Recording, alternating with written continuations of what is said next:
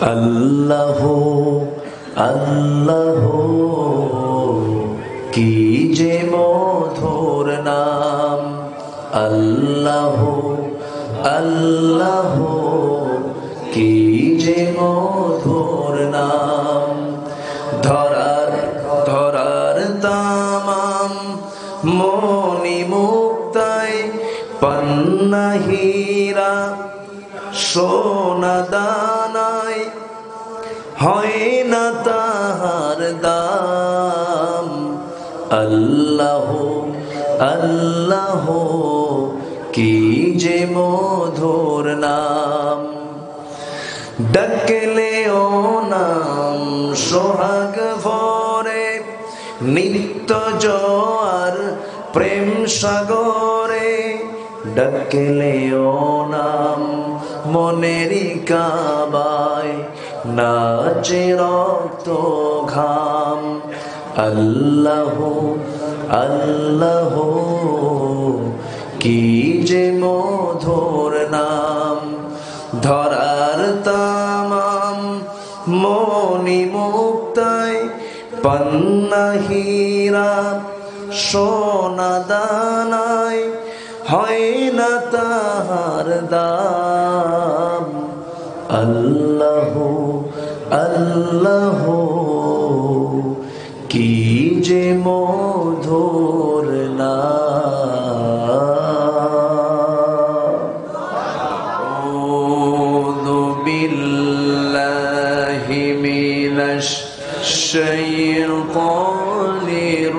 রাজীম। বিসমিল্লাহির রাহমানির রাহিম। ইন্নাল্লাহা ওয়া মালাইকাতাহু ইউসাল্লুনা আলান নবী। يا أيها الذين آمنوا صلوا عليه وسلموا تسليما اللهم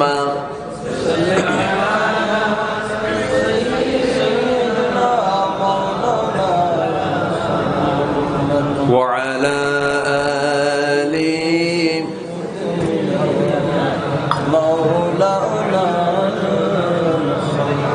একটু মহব্বত দিয়ে নবীর প্রেমে মাতোয়ারা হয়ে জবান খুলে উচ্চ আওয়াজে সবাই বলুন আল্লাহুম্মা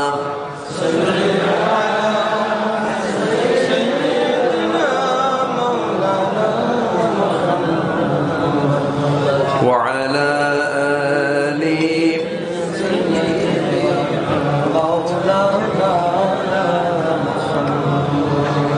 তাইফের কথা ভেবে কাঁদে শুধু দুনয়ন।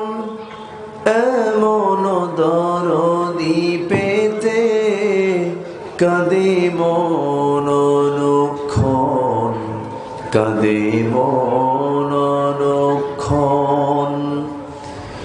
ওহুদে দাতাহারা আহমদ যখন লৌহ মাখা কিয়ামতে উঠবে তখন। জিহাদ না করে কিভাবে দেখাবে তুমি চাঁদ চেহারা রূপে ওয়াতুল। আল্লাহুম্মা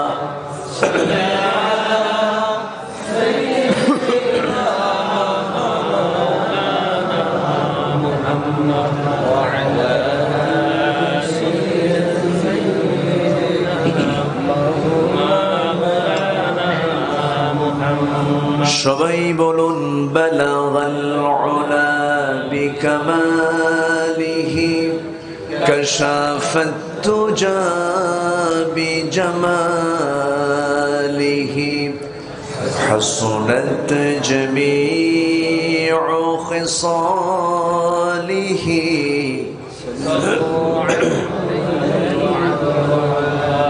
صورت يوسف بدار حکمت لقمان ما قاری قرآن باری یہ ہے دل سادمان ما بلغ العلا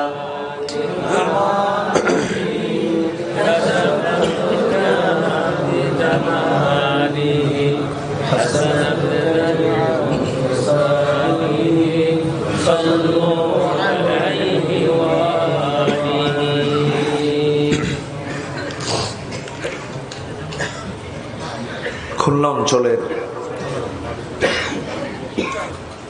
যশোর জেলার সীমান্তবর্তী উপজেলা শার্শা উপজেলার পুটখালী স্বতন্ত্র ইবতেদায়ী মাদ্রাসা হাফিজিয়া মাদ্রাসা মাহফিল ইন্তেজামী কমিটি কর্তৃক আয়োজিত মাদ্রাসা মাঠে অনুষ্ঠিত আজকের এই তাফসীরুল কুরআন মাহফিল 2023 মহৎ আয়োজনের সম্মানিত সুযোগ্য সভাপতি জনাব আলহাজ ফকির আহমদ, আজকের মাহফিলের সম্মানিত বিশেষ মেহমান নন্দিত আলেমী দ্বীন মাওলানা ফিরোজ আহমদ সিদ্দিকী, উপস্থিত হাজরাত উলামায়ে কেরাম, ফদলায়ে ইজম, সুশীল সমাজ, জাতির শ্রেষ্ঠ সন্তান শিক্ষক মণ্ডলী, জাতির বিবেক সাংবাদিক বৃন্দ, সামনে উপস্থিত দূরে কাছে বিভিন্ন স্থান থেকে ছুটে আসা কালেমার ঝান্ডাবাহী, তাওহীদের পতাকাবাহী, দ্বীন ইসলামের নর শারদুল বীর মুজাহিদ, প্রাণ প্রিয় সম্মানিত দ্বীনী ভাইরা, আড়ালে বসে আছেন শ্রদ্ধেয়া সম্মানিতা মা বোনেরা, আলোচনার সূচনায় আনুষ্ঠানিকতার মধ্য দিয়ে আমার পক্ষ থেকে আবারও দিল খোলা সালাম, আসসালামু আলাইকুম ওয়া রাহমাতুল্লাহি ওয়া বারাকাতুহু। সবাই কেমন আছেন? আমাকে প্রশ্ন করলেন। আল্লাহ তাআলা আমাকে আপনার কাতারেই রেখেছেন,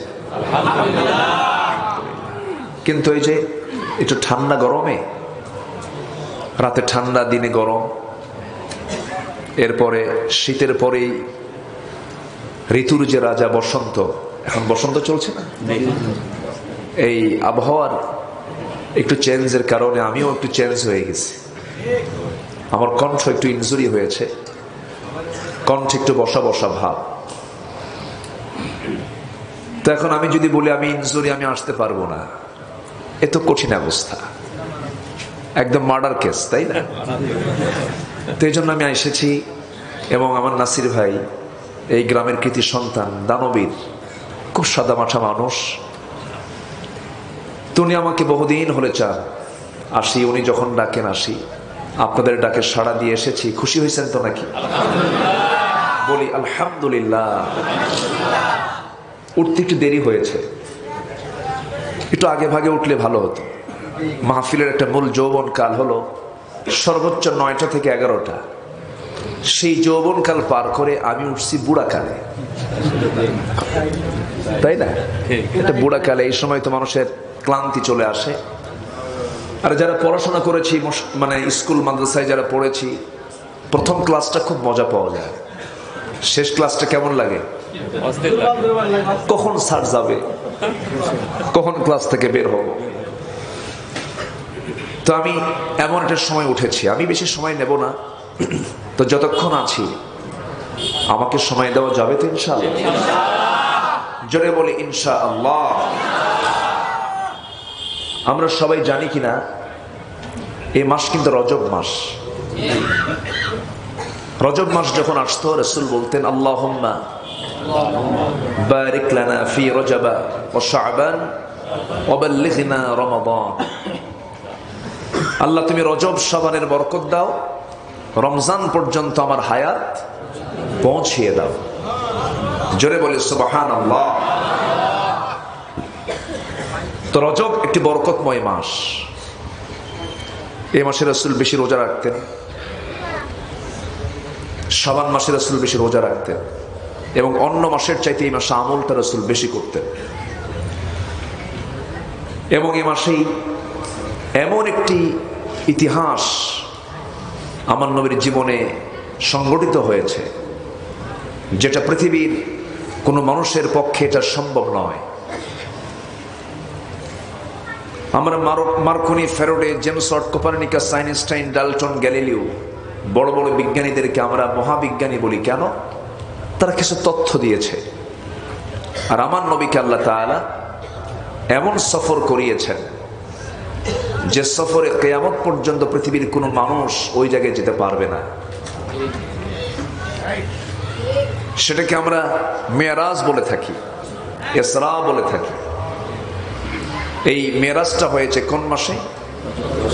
রজব মাসে। এবং হ্যাঁ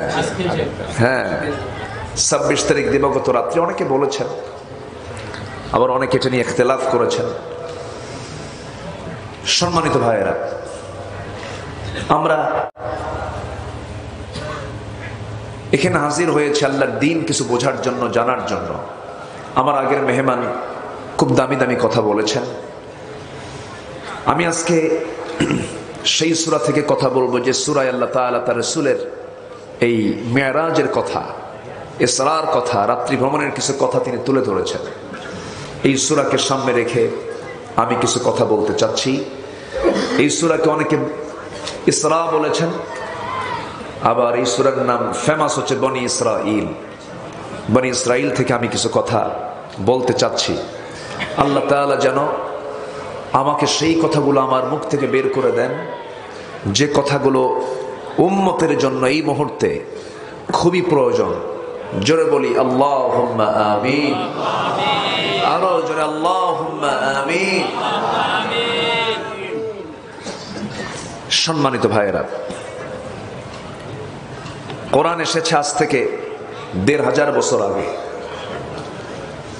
আজ পর্যন্ত এই কিতাবের কোনো পরিবর্তন আছে? পরিবর্তন কি দরকার আছে? না এরকম মনে হয় আপনাদের? দরকার আছে নাকি? সূর্যের বয়স কত? আমরা জানি না। একজন ফাইন জবাব দিয়েছে, 1000 বছর না, কোটি কোটি বছর। একই সূর্য তাপ দিয়ে যাচ্ছে, উদয় হচ্ছে, অস্ত যাচ্ছে। সূর্যের তাপ কি ভিজা ভিজা মনে হয়? অচল মনে হয়? সূর্য পাল্টাও এরকম মনে হয়? সেই সূর্যের মালিক কোরআন দিয়েছেন, সে আকাশের মালিক কোরআন দিয়েছেন।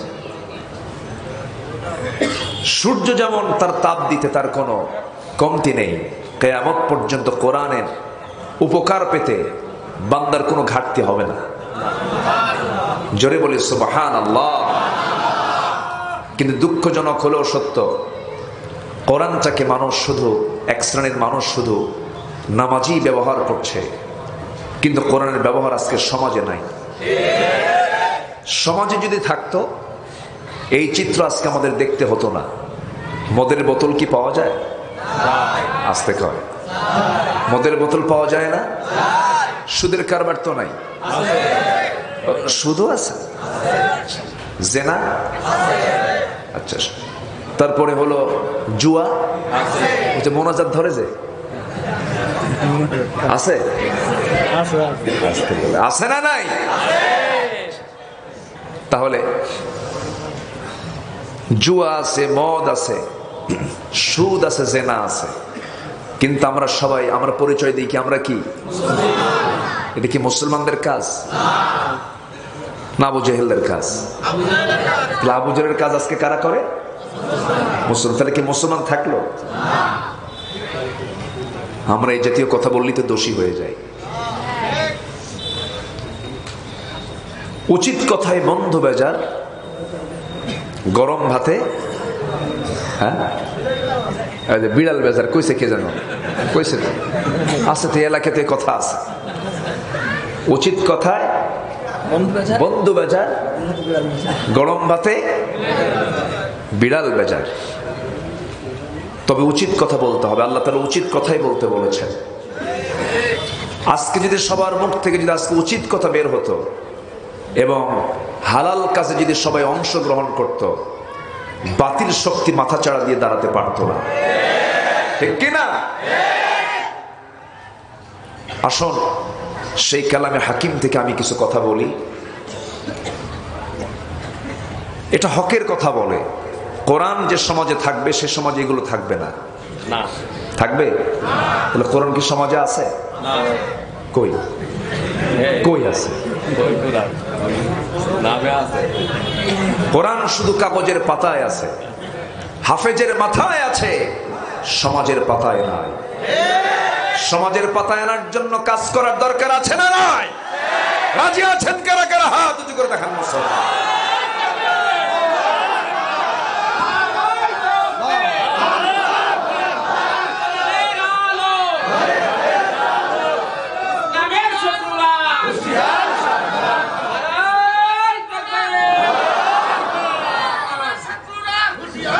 আল্লাহ তুমি সবার হাতকে কবুল করো। জোরে বলি আমিন, আরো জোরে আমিন। আমার নবীজি আল্লাহর মেহমান হয়ে, সমস্যা কি? হ্যাঁ, ও আচ্ছা, শোনেন, আপনি শুনছেন হাজার হাজার, আর এই ক্যামেরাগুলো আসে এরা কোটি মানুষের কাছে এই রেকর্ডটা পৌঁছায় দেয়। এখন যদি আপনি ব্যাটারি না চেঞ্জ করতে দেন, ভিডিওটা হলো না কি হলো না একটু না দেখতে দেন, তাহলে তো সমস্যা। তাহলে এই ক্যামেরা থাকুক, এটা চান না? অবশ্যই অবশ্যই। তাহলে কথা বলেন কেন? চান, আবার কথা বলেন কেন?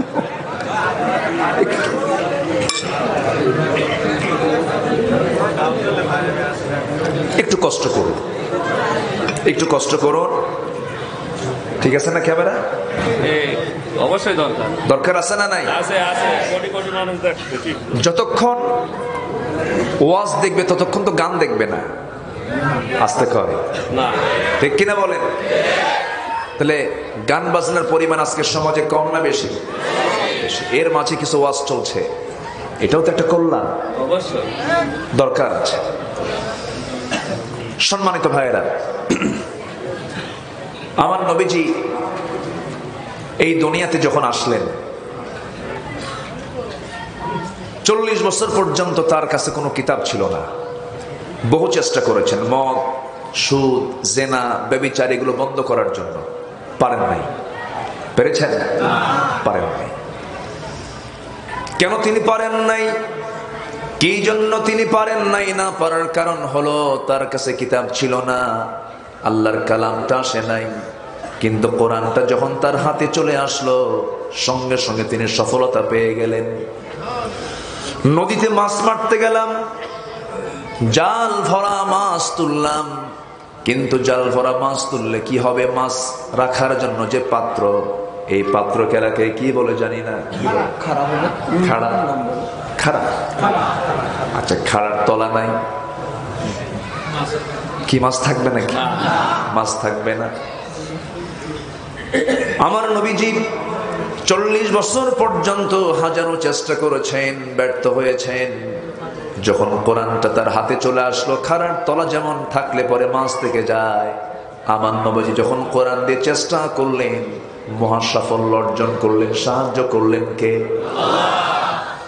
আজকের এই দুনিয়াতেও মুসলমান যদি এই কোরআনকে ফলো করে জীবনের সকল জায়গায় তারা আজকে সম্মানের উচ্চাসনের সমাসীন হয়ে যেত, কিন্তু আজকে মুসলমান যে মার খাচ্ছে, গোটা পৃথিবীতে মুসলমান সবচাইতে বেশি মার খাচ্ছে, নির্যাতিত হচ্ছে। কেন, কি জন্য? এর মূল কারণ হলো মুসলমান কোরআন থেকে চলে গেছে বহু দূরে। ओ जमाने में मुअज़्ज़ज़ थे हम मुसलमान होकर, और तुम खारे हुए तारिके कुरान होकर। সেই যুগের মানুষেরা কোরআনে কারীমকে তাজিম করার কারণে, কোরআনে কারীমকে ইত্তেবা করার কারণে মর্যাদার উচ্চাসনে তারা সমাসীন হয়েছিল। আজকে মুসলমান কোরআনকে ছেড়ে দিয়েছে, লাঞ্ছিত বঞ্চিত জাতিতে রূপ নিয়েছে, সব জায়গায় মার খাচ্ছে। আপনি ফিলিস্তিনের দিকে তাকান, কি মারটানা খাচ্ছে মুসলমান। মুসলমানদের বাইতুল মুকাদ্দাস, যেখানে নামাজ পড়লে পরে 50,000 গুণ সওয়াব পাওয়া যায়, আজকে ইহুদিরা দখল করা সর্বোচ্চ চেষ্টাটুকুন তারা করছে, তাদের নিয়ন্ত্রণে নেওয়ার চেষ্টা করছে, নিয়েও ফেলেছে কিছু। নিয়মিত সেখানে রক্তক্ষয়ী সংঘর্ষ হচ্ছে। কেন, কি জন্য? গোটা পৃথিবী শাসন করেছে মুসলমান, কেন হারিয়েছে সব? মূল কারণ হলো কোরআন থেকে আমরা কাছে না দূরে, দূরে চলে গেছি। আমার দেশের মুসলমান কিছু আছে, নামাজ পড়বে আল্লাহর নিয়মে, সমাজ চালাবে দুনিয়ার নিয়মে। আছে না? আছে না? নাই? নামাজের মধ্যে যদি ইমাম সাহেব সূরা ফাতিহা না দিয়ে যদি কুল হু দিয়ে শুরু করে, নামাজ পড়বেন? কি করবেন? পিছন দিকে কি দায়িত্ব মুসল্লির বলেন? লোকমা দেবে, লোকমা দিয়েও কাম হয় না, তাহলে কি করবেন? হ্যাঁ, 3 বার বললেন তারপরও কাজ হচ্ছে না। তখন ইবনে হাজার আসকালানী বলেছেন, ঠিক পিছনের যে মুসল্লি তার দায়িত্ব হলো 2 হাতের কাপড়টা একটু মোড়ায় নিয়ে, বুঝতেছেন তো? বুঝতেছেন? শক্ত করে ঘাটটা ধরে ধাক্কা দিয়ে মসজিদ থেকে বের করে দেওয়া, কারণ সে আর ইমাম নয়, সে এখন স্বৈরাচার। ঠিক তেমনি সমাজ চালাতে গিয়ে যারা আল্লাহর দ্বীন কোরআনকে বাদ দিয়ে অন্য কোন আইন দিয়ে চালাতে চায়, তাদেরকেও ঘাড় ধাক্কা দিয়ে বের করে দেওয়া দরকার।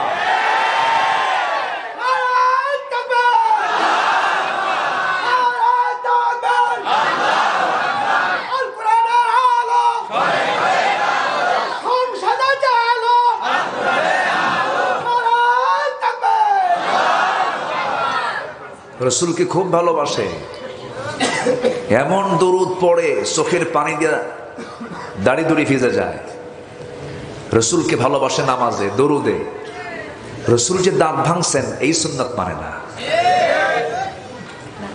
রসুল যে খন্দকের ময়দানে কোদাল মারতে গিয়ে কোমর হারিয়ে ফেলেছেন, এই সুন্নাত মানল কোন দিন?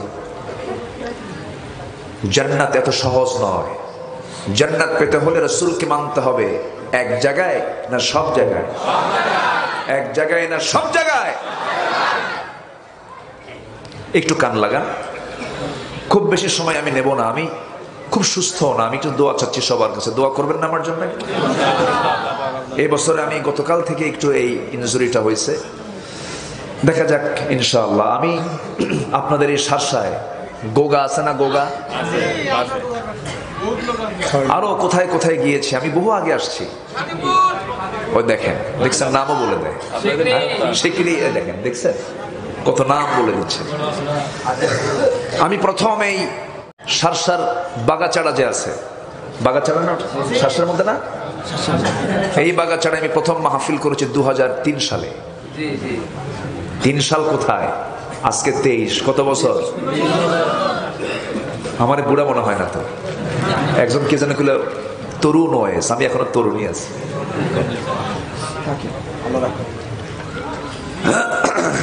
সম্মানিত ভাইয়েরা, এই এলাকার মানুষের পালস আমার জানা আছে, খুব ভালো মানুষ আপনারা, বলি আলহামদুলিল্লাহ। 2-1টা আবু জেহেল তো থাকবেই, কি থাকবে না? তবে ভালো মানুষ অনেক আছেন, বলি আলহামদুলিল্লাহ। সম্মানিত ভাইয়েরা, আমার নবীজি মেরাজ করেছেন, কেন করেছেন? উদ্দেশ্য হলো তিনটা। কয়টা বলেন? তিনটা। একটা হচ্ছে মানসিক তৃপ্তির জন্য, রাসূল যেন মানসিকভাবে তৃপ্তি পান এই জন্য। নাম্বার 2 হলো কুদরত দেখানোর জন্য রাসূলকে। নাম্বার 3 হলো শাসন প্রণালী এবং যোগ্য করে উপযোগী করার জন্য রাসূলকে। আল্লাহু আকবার। রাসূলের মেরাজকে আল্লাহ তাআলা করিয়েছেন এই তিনটে কারণে, যতটুকু আমি গবেষণা করেছি। এক নাম্বার হলো মানসিক তৃপ্তি। কেন জানেন? আমার নবীজির জীবনে একটা বছর গেছে খুব চিন্তার বছর। সেই চিন্তাটা হলো আমার নবীজির আপন চাচা আবু তালেব খুব ভালোবাসতেন রাসূলকে, রাসূলও তাকে খুব ভালোবাসতেন। কিন্তু আবু তালেব ঈমান নিয়ে মরছেন না বেঈমান হয়ে মারা গেছে? আমি তাকে তিনি বলে সম্বোধন করি। কেন জানেন? যদিও কাফের, কিন্তু ভদ্র কাফের। কি কাফের? ভদ্র। সারা জীবন নবীর পক্ষে কথা বলেছেন, সারা জীবন। আবু জেহেল মারতে আসে, আবু তালেব সামনে প্রাচীরের মতো দাঁড়িয়ে যান। তিনি বলেন, আবু জেহেল দল করি তোর, কিন্তু মুহাম্মদকে খুব ভালোবাসি। সারা জীবন নবীর পক্ষে কথা বলেছেন আবু তালেব, কিন্তু রাসূলকে ভালোবাসতে গিয়া এত ভালোবেসেছেন। আবু তালেব নবীর সঙ্গে 3.5 বছর পর্যন্ত জেলও খেটেছেন, বয়কটও থেকেছেন। এত কষ্ট স্বীকার করার পরেও, নবীকে এত মহাব্বত করার পরেও এই আবু তালেব লোকটা জান্নাতি না জাহান্নামী? জাহান্নামী হওয়ার মূল কারণটা কি? কি নাই? কি নাই? আমল শুধু থাকলে হবে না, সাথে কি থাকতে হবে? আমার বন্ধুগণ, আবু তালেবের মতো মানুষ, রাসূল তাকে কোনদিন জোর করে কালিমার জন্য তাকে বলেন নাই, চাচা আপনি কালিমা পড়েন, মুসলমান হয়ে যান। কারণ লা ইকরাহা ফিদ্দিন, দিন গ্রহণে কোনো জবরদস্তি নাই, কোনো প্রেসার ক্রিয়েট করে কাউকে দিনের দিকে নিয়ে আসা যাবে না। রাসূল তাকে কোনোদিন জোর করেও কিছু বলেন না, শুধু মাঝে মাঝে বলতেন। আবু তালেব মাঝে মাঝে রাসূলকে বলে ফেলতেন, মুহাম্মদ শোনো, আমি 100% নিশ্চিত তুমি আল্লাহর নবী, কোনো সন্দেহ নাই। আমি তোমাকে মহব্বত করি, এর জন্য আমার কলিজার টুকরা 2টা ছেলে সন্তান জাফর এবং আলীকে তোমার হাতে তুলে দিয়েছি।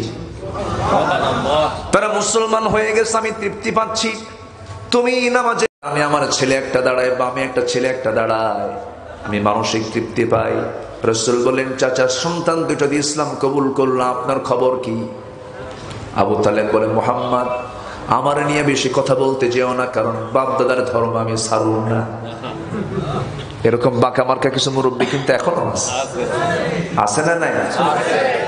আমার বাপ করে গেছে, এটিকে ছাড়া যায়? আমার বাপও সোর, আমিও সোর। আছে না? নাই? তাহলে দিন গ্রহণে পারিবারিক বাধা আছে না? নাই? আছে। এটি কিন্তু একটা গুরুত্বপূর্ণ দিক। আমার নবীজি কোনদিন জোড়াজোড়ি করেন নাই, কিন্তু আমার নবীজি যখন দেখতে পেলেন হঠাৎ একদিন আবু তালেব বিছানায় পড়ে গেছেন, রাসূল বললেন, চাচা অন্তিম সময় মনে হয় আপনার তো শরীর ভালো না। নবীজি কেঁদে ফেলে দিলেন। সিরাত ইবনে হিশাম সহ অধিকাংশ সিরাত গ্রন্থে এসেছে, নবীজি আবু তালেবের মাথা থেকে পা পর্যন্ত হাতের ছোঁয়া লাগায় দিয়া চোখের পানি ফেলে ফেলে বলছেন, চাচা আপনি আমাকে ব্যবসা শিখিয়েছেন, আপনি আমাকে ভাষা শিখিয়েছেন, আপনি আমাকে বিয়ে দিয়েছেন, আপনি আমার পিতার ভূমিকার দায়িত্ব পালন করেছেন, আপনি আমার জন্য জেল পর্যন্ত খেটেছেন। চাচা আপনি একটাবার কালেমার ঘোষণা দিয়ে দেন, আমি আপনার জন্য আল্লাহর কাছে বলবো, আল্লাহ আমার চাচাকে তুমি আল্লাহ জান্নাত দিয়ে দাও। আবু তালেব কিছুক্ষণ চুপ মেরে থাকলেন, মুখে কোনো আওয়াজ নাই।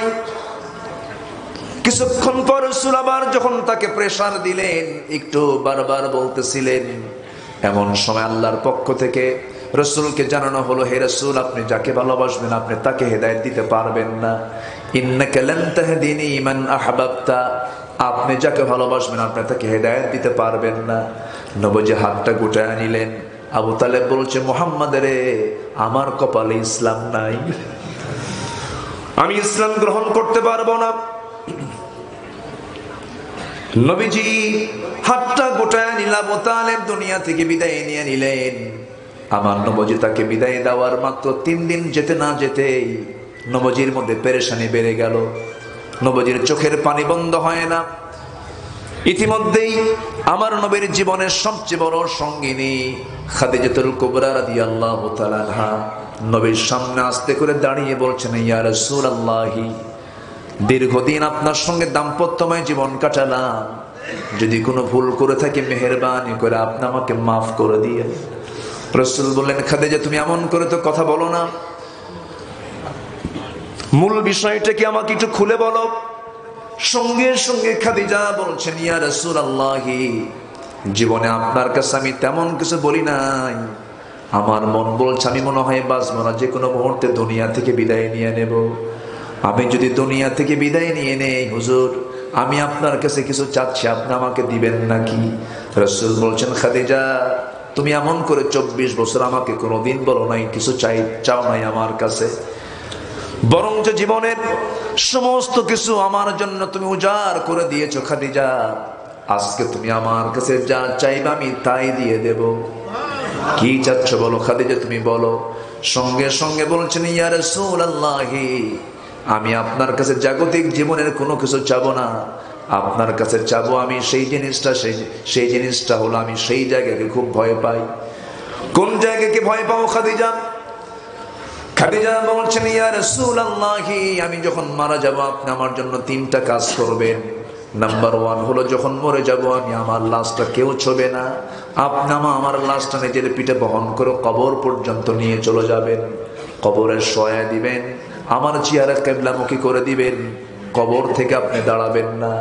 যখন সওয়াল জবাবের ফেরেশতা এসে প্রশ্ন করবে, আমার বিশ্বাস আমার এই টুটাফাটা আমল দিয়ে আমি মনে হয় জবাব দিতে পারবো না, আপনি আমার জবাবটা দিয়ে দিবেন।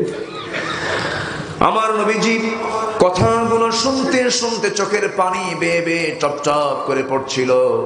রাসূল কেঁদে কেঁদে বলছেন, খাদিজা রে, চিন্তা করো না, চিন্তা করো না, তোমার মৃত্যু যদি হয়ে যায় তোমার সমস্ত কথাগুলো আমি অক্ষরে অক্ষরে পালন করবো। জোরে বলি সুবহানাল্লাহ। খাদিজার মতো মানুষ, যাকে আল্লাহ তাআলা সরাসরি সালাম পর্যন্ত দিয়েছেন, সেই খাদিজার মতো মানুষ কবরের চিন্তা করে। আর আমাদের চিন্তা এমন, সপ্তাহে একদিন জুমার নামাজ পড়ে আবার বুক উঁচু করে বলে, আল্লাহ আমারে জান্নাত না দিয়ে যাবে কোথায়? এরকম পাবলিক আছে না?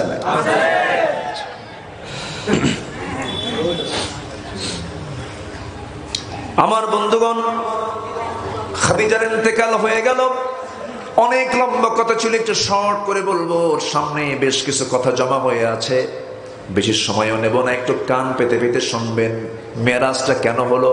কয়টা কারণে বলেন? বলেন কয়টা কারণে? 1 নাম্বার মানসিক তৃপ্তির জন্য রাসূলের, দেখেন 3 দিনের ব্যবধানে মারা গেলেন। 1 নাম্বার আবু তালেব, 3য় দিনে মারা গেলেন খাদিজা রাদিয়াল্লাহু তাআলা আনহা। এই 2 জন ব্যক্তি যখন দুনিয়া থেকে বিদায় নিয়ে নিলেন, নবীজির পেরেশান, অস্থিরতা বেড়ে গেল। কারণ সামাজিকভাবে আবু তালেব ছিল নেতৃস্থানীয় ব্যক্তিদের অন্যতম। আবু জেহেল যখন রাসূলের বিরুদ্ধে ষড়যন্ত্র করতে আসতো, সামনে দাঁড়ায় যেতেন আবু তালেব। এইদিকে খাদিজার ছিল সম্পদ। সমাজে যে সমস্ত লোকদের সম্পদের পরিমাণ সবচেয়ে বেশি থাকে, তাদের সমাজে তাদের মূল্যায়ন কম থাকে না বেশি থাকে? খাদিজার একটা প্রভাব ছিল, ওনার বড় বড় ইম্পোর্টের এক্সপোর্টের বিজনেস ছিল, তার প্রভাবটা সমাজে কাজ করেছে। খাদিজার ভয়ে অনেকে কেউ কিছু করতে পারে নাই। এই 2 জন নবীর খুব কাছের মানুষ যখন দুনিয়া থেকে বিদায় হয়ে গেছে, আমার নবীজির মধ্যে পেরেশানি হয়ে গেল। বিশেষ করে খাদিজার ইন্তেকাল যখন হয়ে গেল, নবীজি কাঁদতে কাঁদতে খাদিজার লাশটা কবরের দিকে নিয়ে চলে গেলেন, কবরে শোয়া দিলেন। আমার নবীজি তার চেহারা কিবলামুখী করে দেন, বারবার আসমানমুখী হয়ে যায়। জিবরিল বলছেন, ইয়া রাসূলুল্লাহ, খাদিজার চেহারা কিবলামুখী হবে না, কারণ খাদিজার চেহারার সঙ্গে আরশের সরাসরি সম্পর্ক হয়ে গেছে। আল্লাহ তাকে নিজের সালাম দিয়েছেন। আমার নবীজি কবরের মাটিতে দাঁড়ানো, জিবরিল আমিন বলছেন, ইয়া রাসূলুল্লাহ, আপনি কবরে দাঁড়ানো কেন? আপনি উঠে দাঁড়ান, চলে আসেন। রাসূল বলছেন, ভাই জিবরিল, খাদিজার সঙ্গে আমার ওয়াদা হয়ে গেছে, 3টা প্রশ্নের জবাব আমি তার হয়ে দিয়ে দেব। জিবরিল বলছেন, ইয়া রাসূলুল্লাহ, খাদিজার 3টা প্রশ্নের জবাব দেবার জন্য আজকে আপনার কোনো প্রয়োজন হবে না, আল্লাহ নিজেই দিয়ে দেবে। নিজের চোখে সেই কবরস্থানটা আমি দেখেছি। আমার সমস্ত ম্যাক্সিমাম আত্মীয়, আমার নবীজির ম্যাক্সিমাম আত্মীয় স্বজন সব মদিনায় শুয়ে আছেন, কিন্তু খাদিজা শুয়ে আছেন কোথায়? মক্কায়। মকবরাতুল মুআল্লা, মুআল্লা কবরস্থানে তাকে দাফন করেছেন রাসূল নিজে। ওই যে দাফন করে আসলেন, মৃত্যুর দিন পর্যন্ত এমন কোন দোয়া নেই যে দোয়ায় খাদিজার নামটা রাসূলের বাদ পড়েছে। প্রত্যেকটা মুহূর্ত খাদিজার কথা স্মরণ করেছেন তিনি। নবীজি খাদিজাকে শোয়া দিয়ে আসলেন, কবরে রেখে আমার নবীজি বাড়িতে এসে ঘুমাতে পারেন না। ঘুমাতে যখন যান, হাতটা গায়ে দেন, বউটা নাই। ফাতিমার দিকে তাকায় তাকায় কাঁদেন, কুলসুমের দিকে তাকায় তাকায় কাঁদেন। আমার নবীজির পেরেশানি দূর হয় না। ওই দিকে আবু জেহেলরা খেপে গেল, রেগে গেল। খুব আনন্দ তারা প্রকাশ করছে, কারণ মুহাম্মাদের সামনে যেতে আর কোনো বাধা নাই, কারণ 2টা লোক দুনিয়া থেকে বিদায় নিয়েছে। সাহাবে কেরামকে ধরে আর মারে, সাহাবে কেরামকে যেখানেই পায় সেখানেই ধরে মারে, রক্তাক্ত করে দেয়।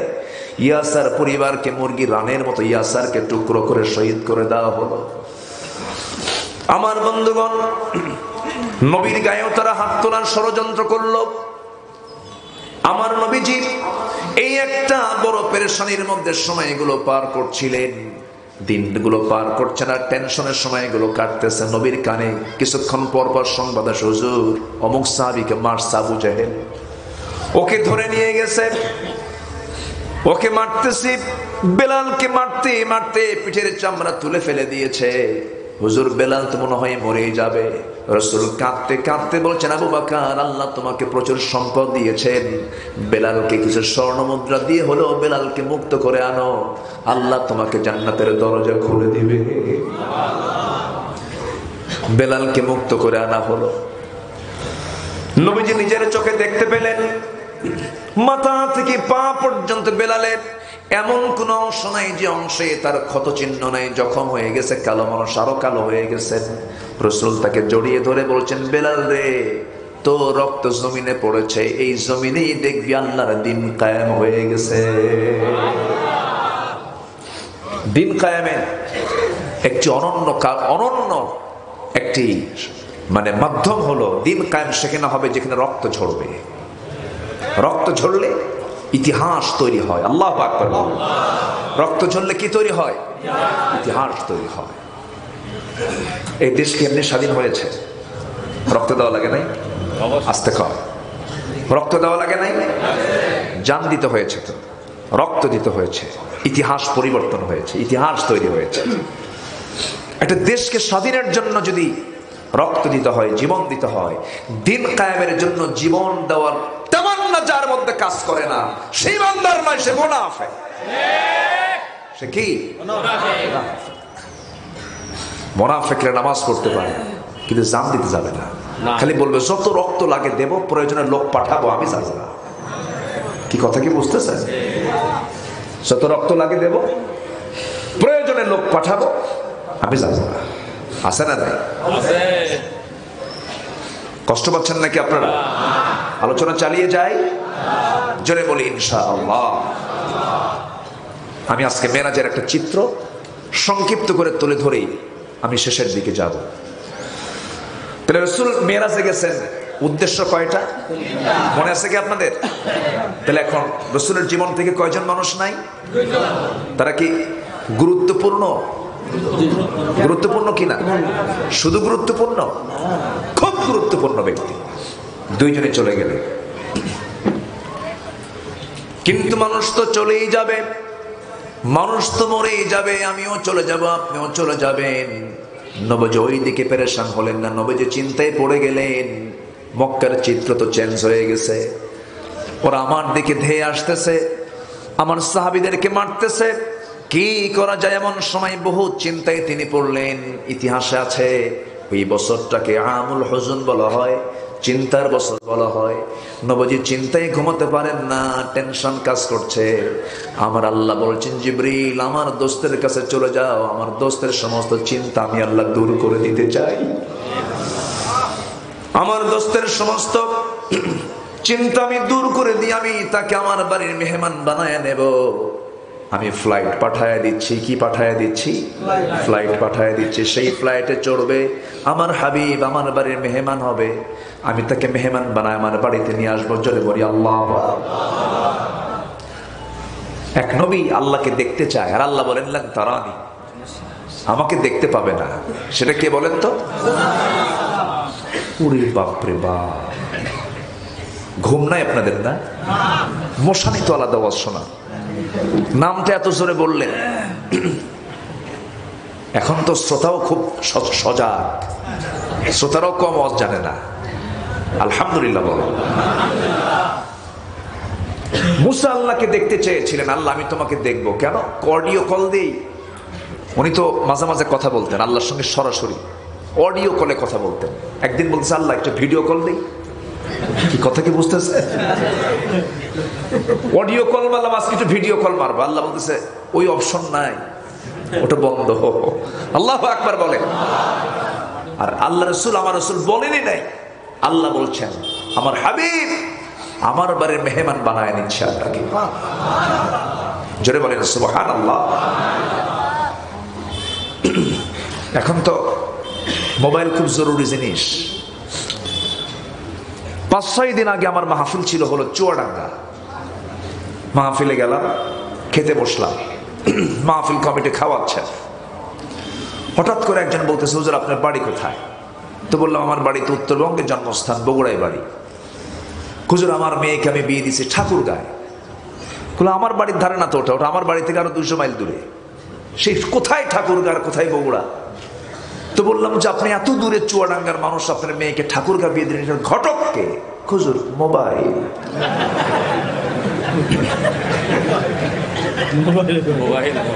কি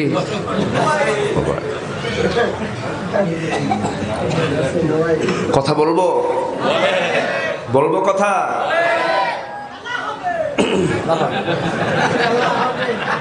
শিখেছে বাবু, একটু জিকির করি লা ইলাহা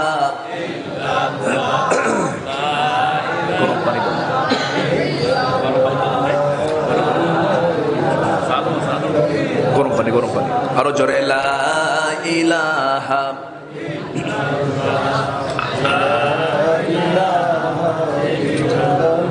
আরো জোরে লা ইলাহা।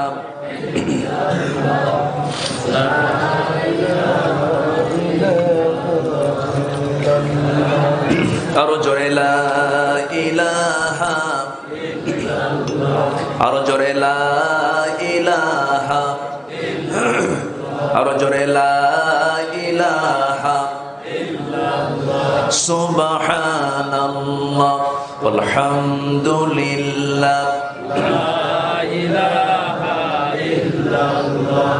লা ইলাহা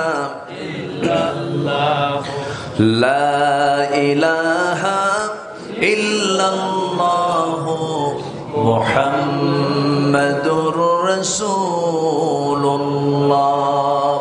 সাল্লাল্লাহু আলাইহি ওয়াসাল্লাম। যদি বলে মা গেমসটা চালু করো, তাহলে খাবো। আমি কি ভুল বলছি? কি সমস্যা?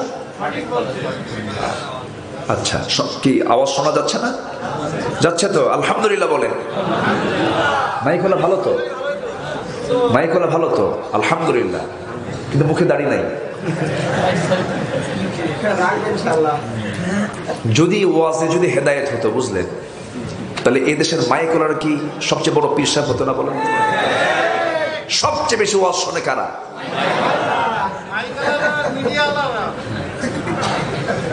ঠিক কিনা? সম্মানিত ভাইয়েরা, তাহলে আবার মোবাইলে মিস কল মারে, মিস কল ভুলে যায় মহিলার কাছে, বুঝলেন? মিস কল ভুল করে কোথায় যায়? এটা কি ভুলে যায়? ভুল করে যায় নাকি? ঠিকই যায়। আবার বলে হুজুর মিস কল তো কোরআন শরীফে আসছে, কোথায়? ফামাইয়া আমাল মিসকালা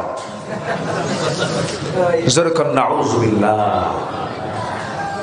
আজকে হাজার প্রবাসীর বউকে মানে ঘর ছাড়া করেছে এই মোবাইল। কত প্রবাসীর বউ যে হেরে গেছে এই মোবাইল দিয়ে আল্লাহ জানে। আমি কি ভুল বলতেছি? তাহলে মোবাইল দেওয়ার ক্ষেত্রে নীতিমালা, মুসলমানদের কিছু এখানে কন্ডিশন, কিছু সতর্কতার দরকার আছে না নাই? শিশুর হাতে মোবাইল, শিশুর হাতে আপনি এটা চাকু দিলেন, একটা আপেল দিলেন, বাবা তুমি আপেলটা কেটে খাও, সে কি আপেল কাটবে না হাত কাটবে?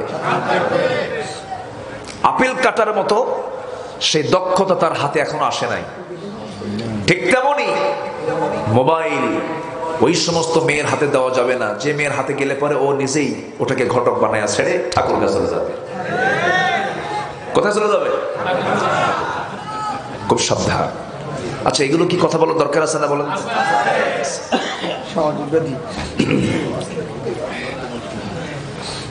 আমার বন্ধুগণ,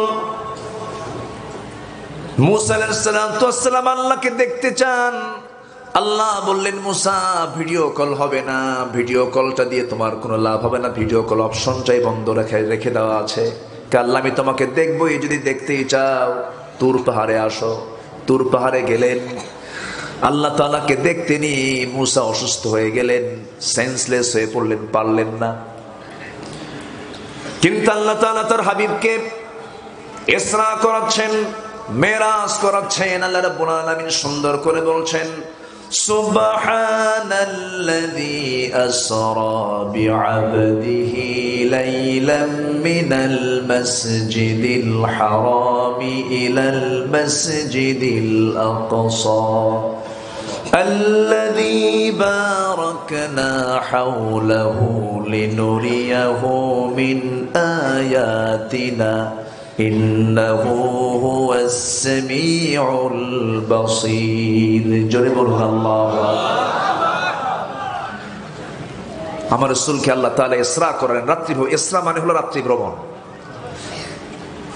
মক্কা থেকে এই বাইতুল মুকাদ্দাস, মসজিদ হারাম থেকে মসজিদ আকসা কয়েকশো মাইল না হাজার মাইল অতিক্রম করে আমার নবীজি কোন যুগে আসলেন? যে যুগে বিমান ছিল না। সেই সময় একমাত্র বাহন ছিল হলো কি? ঘোড়া, উট, এরপরে গাধা, খচ্চর, এইগুলো ছিল একমাত্র বাহন। সেই যুগে আমার নবীজি মক্কা থেকে তিনি চলে আসলেন বাইতুল মুকাদ্দাস। আসার সঙ্গে সঙ্গে আল্লাহ তাআলা একটা বিশাল সম্মেলনের ডাক দিলেন, সকল পয়গম্বরকে মসজিদে হাজির করলেন। সুবহানাল্লাহ বলবেন। যত পয়গম্বর পৃথিবীতে আল্লাহ তাআলা পাঠিয়েছেন সকল পয়গম্বরকে আল্লাহ তাআলা মসজিদ আকসায় হাজির করলেন। হাজির করা হলো, এখন নামাজ পড়া হবে। নামাজ পড়াবেন কে? এই নিয়ে জল্পনা কল্পনা চলছে। এমন সময় জিবরিল আমিন আলাইহিস সালাতু ওয়াস সালাম রাসূলকে আস্তে করে হাত দিয়ে ধরে ইমামের মুসাল্লায় থেকে দাঁড় করায় দিলেন। নবীর সম্মান কত! নামাজ পড়লেন, সকল পয়গম্বরদের সঙ্গে দেখা হলো, কিন্তু সবার চেহারা, সবার সঙ্গে কথা বলে এগুলো মনে ছিল না রাসূলের সবকিছু। কিন্তু একজনের নাম মনে ছিল বেশি। কে? মুসা। বলেন কার নাম? বলেন কে? এই যে বলছে, একজন সঠিক উত্তর দিয়েছে, তার নামটা মনে ছিল বেশি। কারণ তার সঙ্গে কথা হয়েছে কম না বেশি? কম না বেশি? বেশি। আমার নবীজি ওই জায়গা থেকে তাকে সালাম দেওয়া হলো। স্পেশাল ফ্লাইটে তিনি চললেন, মনের গতিতে তিনি আরশ আজিম পর্যন্ত চলে গেলেন। দিদার হলো, জান্নাত দেখলেন, জাহান্নাম দেখলেন, সবকিছু তিনি অবলোকন করলেন, সবকিছু অভিজ্ঞতা নিয়ে আসলেন। আমার আল্লাহর পরিচয় হলো, সবাই বলুন আলহামদুলিল্লাহি রাব্বিল আলামিন। আর আমার নবীর পরিচয় হলো ওয়ামা আরসালনাকা ইল্লা রাহমাতাল লিল আলামিন। আমার আল্লাহ হলেন সাত আকাশের মালিক, সাত জমিনের মালিক, সাবআতু আবহুর, সাত সমুদ্রের মালিক। আল্লাহ তাআলা তার রাসূলকে করেছেন সকল জগতের জন্য রহমত করে আল্লাহ তাআলা তাকে পাঠিয়ে দিয়েছেন। ধরুন এই শাসনের যিনি এমপি, উনি যদি বলেন আমি পুটখালি চিনি না, এটা কি তার যোগ্যতার কথা হবে নাকি? যোগ্যতার কথা হবে না। যিনি এমপি হবেন এলাকার, তাকে পুটখালি চিনতে হবে, তাকে এইরকম করে নাফারন চিনতে হবে, সুবর্ণখালী চিনতে হবে, বাগাচাড়া চিনতে হবে, বাঁকড়া চিনতে হবে, এই এলাকাগুলো তাকে চিনতে হবে। তার নির্বাচনী আসনকে না চিনলে পরে তার যোগ্যতার অভাব আছে না নাই বলেন? আছে।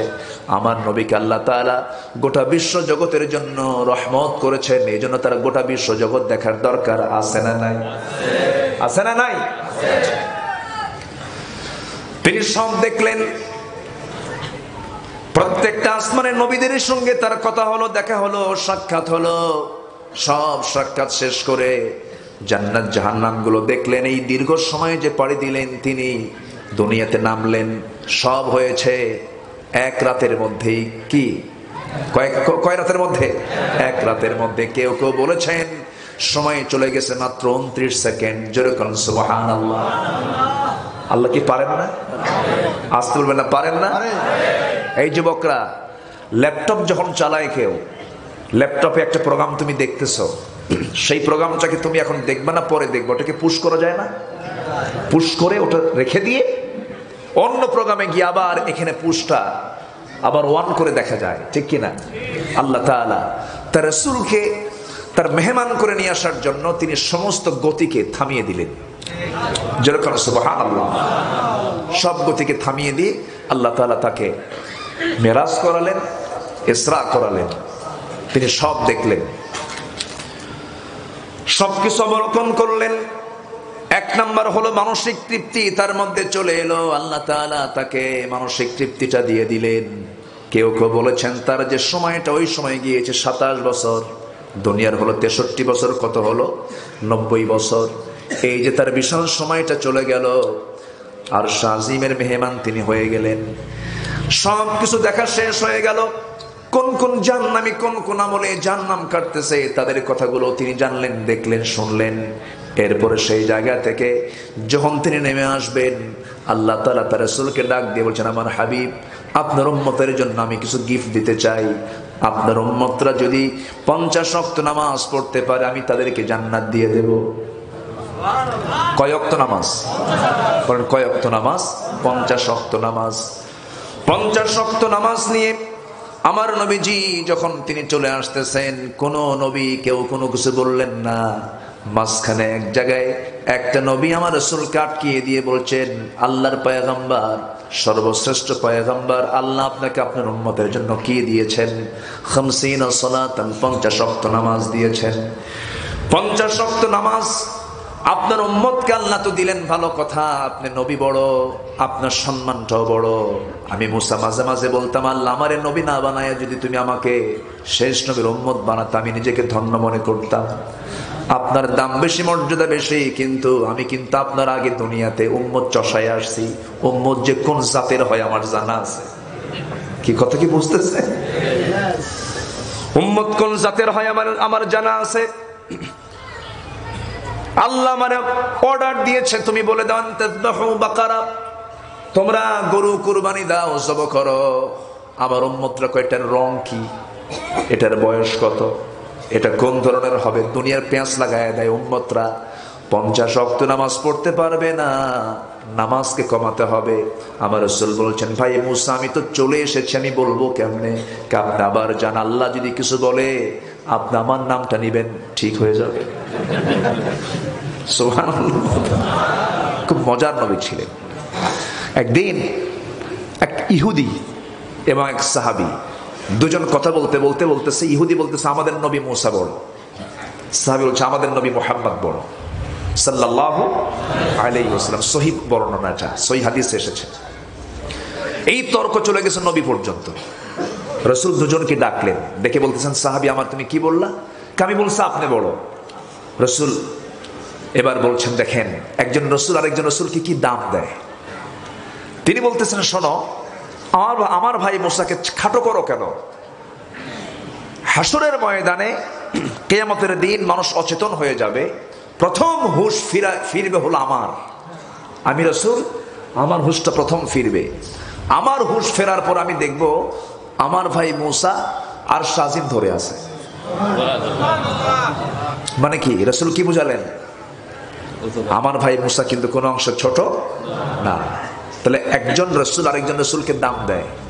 আজকের সমাজেও একজন আলেমকে আরেকজন আলেমের দাম দেওয়ার দরকার আছে না নাই? দাম দেয়। কোন কেমন আলেম, কত ছাগল, কি বানাইছে আছে না নাই? শোনেন, আগে তো আমরা তো সচরাচর কোনো সমস্যা হলে হুজুরদের কাছে যাই, হুজুর একটু দোয়া করেন। এখন আমার কথা কি জানেন, উল্টা দোয়া আপনারাই করেন, আমরা যেন ভালো হই। 6 মাস আগে আমি চিটাগাং যাবো, একটা মাহফিল আছে। আমি এয়ারপোর্টে আমি বোর্ডিং পাস নিয়ে আমি বিমানে উঠবো, কিন্তু ভিতরে গিয়ে বসার জায়গা পাচ্ছি না। এখন তো সব জায়গায় পুরুষের আনাগোনা বেশি না মেয়েদের আনাগোনা বেশি? মেয়েদের। কিন্তু মেয়েরা থাকুক, সমস্যা নাই, তারা মার্কেটে যাবে, ঘোরাফেরা করবে, স্বামীকে নিয়ে সাথে যাবে, নিজের ভাইকে নিয়ে যাবে, সমস্যা নাই। কিন্তু পোশাকের কোনো সাইজ বাইজ আছে? দিন যাচ্ছে, কাপড় কি কমতেছে না বাড়তেছে? অভাবের কারণে। অভাবে না, অভাবে না স্বভাবে? স্বভাব, স্বভাব, অভাব না। কাপড় তত কমতেছে। যে নায়িকা যত কাপড় খুলতে পারে, সাহসী অভিনেত্রী, নাউজুবিল্লাহ বলেন, যেরকম নাউজুবিল্লাহ। তো আমি ভিতরে ঢুকে বসার জায়গা পাচ্ছি না, সব বসার মতো পরিবেশই নাই। কোথায় বসি খুঁজতেছে, আমার মতো টুপিওয়ালা কই? দেখি যে একটা কোনায় এক টুপিওয়ালা বসে আছে, তা আমিও টুপিওয়ালা যাই। তো পাশে গিয়ে বসলাম, বসে সুন্দর করে একটা সালাম দিলাম, আসসালামু আলাইকুম, সালাম দিলাম। উত্তরও নেয় না, হাও কয় না, নাও কয় না, খেলে আমার দিকে চাই আছে মূর্তির মতো। তোনার টুপি আর আমার টুপির মিল নাই। তুমি আমার টুপির দিকে বারবার চেয়ে আছে, কিন্তু উত্তর দেয় না। তো পরে বললাম, মুরব্বী, আমি আপনাকে সালাম দিয়েছি, আপনি কেমন আছেন? তাও কিছু কয় না। তো বললাম, মুরব্বী, আপনার পরিচয়, আপনার নামটা প্লিজ। ধমকের সুরে বলতেছে, আমি অমক পীরজাদা। কি কথা কি বুঝতেছেন? যখন কইছে পীরজাদা, তো আমাকে বলতেছে, আপনি কে? আমি বললাম, আমি হলাম নবীজাদা। কি কথা কি বুঝতেছেন? ডিগ্রি কার বেশি হলো? কি কথা কি বুঝতেছেন? ওরে থামাচ্ছি আমি, তোর অহংকার কদ্দুর আজকে দেখায় দেব। তো আমাকে বলতেছে, আপনি আমাকে এরকম করে কথা বলছেন কেন? হ্যাঁ, আমি তো বাস্তব তাই। আপনি যদি পীরের ছেলে হয়ে যদি পীরের পরিচয় দিতে পারেন, আপনি পীরজাদা হন। আমার বাপ তো নবী। ওয়ালাকাদ কাররামনা বানি আদম, আদম সন্তান আমি, আমি আদমের ছেলে। আদম নবী, আমি তার ছেলে, আমি নবীজাদা। আর কোনো আওয়াজ নাই, চুপচাপ বসে আছে, একটা কথা বলতেছে না। আমি পীরকে সম্মান করি, আমি পীরকে ভক্তি করি, শ্রদ্ধা করি, কিন্তু আসল পীর যারা মূল পীর ছিলেন, ফুরফুরা আবু বকর সিদ্দিক রহমতুল্লাহ আলাই, এরপরে আশরাফ আলী থানবী রহমতুল্লাহ আলাই, এরকম করে যারা খান জাহান আলী রহমতুল্লাহ আলাই, শাহজালাল ইয়ামিনী রহমতুল্লাহ আলাই, খাজা মাইনুদ্দিন চিশতি রহমতুল্লাহ আলাই, অবশ্যই তারা আল্লাহওয়ালা ছিলেন, পীর ছিলেন। কিন্তু সেই পীর কি আছে এখন? সব তার ছেলে জাদা, সব পীর জাদা। দুই একটা হারাম জাদা নাই?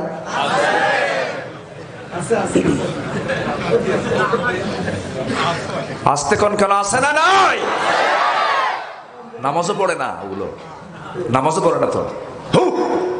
খাজা, খাজার নাম ঠিকই নাই। খাজা দিল কর তাজা, ইসমে জালাল গাজার কলকি খাওয়া হালাল। জোরে বলি নাউজুবিল্লাহ। আছে না নাই?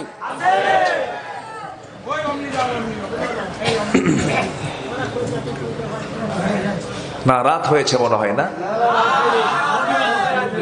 যে মুরব্বী যান কেন? মুরব্বী চলে যাচ্ছেন, আবার আসবে? আপনাদের ভাষা তো খুব সুন্দর ভাষা, খুব ভালো। আমি যশোর নিয়ে খুব প্রশংসা করি, আলহামদুলিল্লাহ বলেন।